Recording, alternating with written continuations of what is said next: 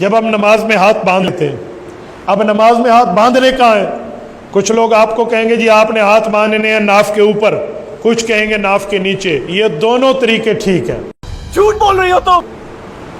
آپ ناف کے اوپر ہاتھ باندھو تو بھی حدیث پاک میں ہے، آپ ناف کے نیچے ہاتھ باندھو تو بھی حدیث پاک میں ہے۔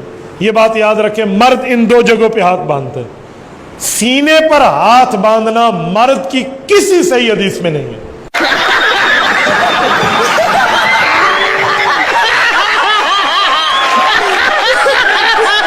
سینے پر ہاتھ باندھنا مرد کی کسی صحیح حدیث میں نہیں ہے۔ سینے پر ہاتھ باندھنا مرد کی کسی صحیح حدیث میں نہیں ہے۔ رے جھوٹ مت بولو، خدا کے پاس جانا ہے۔ اسی لیے ہم ناف کے اوپر ہاتھ باندھیں اور ناف کے نیچے ہاتھ باندھیں، دونوں کو ٹھیک کہتے ہیں۔ ناف کے نیچے ہم باندھتے ہیں، اوپر والے کو ٹھیک تو کہتے ہیں لیکن باندھتے نیچے ہیں۔ تو حضرت علی المرتضیٰ کی حدیث ہے، سنن نبی داود ہے، اس میں حدیث پاک صحیح موجود ہے۔ نہیں داود ہے، اس میں حدیث پاک صحیح موجود ہے۔ داود ہے، اس میں حدیث پاک صحیح موجود ہے۔ اچھا، ضعیف روایت سے عبادت ثابت نہیں ہو سکتی حکم شرعی۔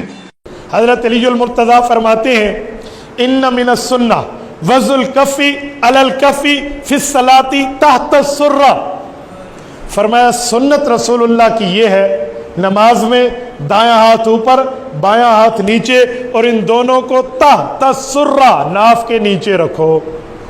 تو ہم نے یہ مانی ہے، اپنے مذہب کی دلیل دے دی ہے۔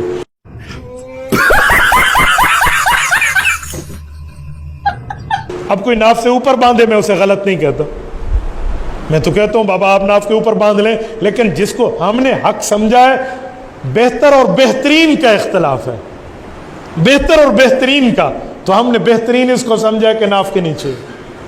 میں نے کہا اس دھرتی پر کسی ماں کی کوکھ نے وہ بیٹا نہیں جنا جو اہل حق علماء کو دلیل میں پھنسا جائے۔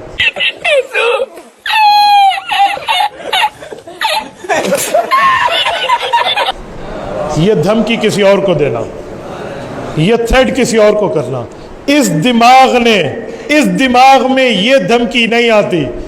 کترنا بہت ضروری ہے، تیری زبان کترنا بہت ضروری ہے۔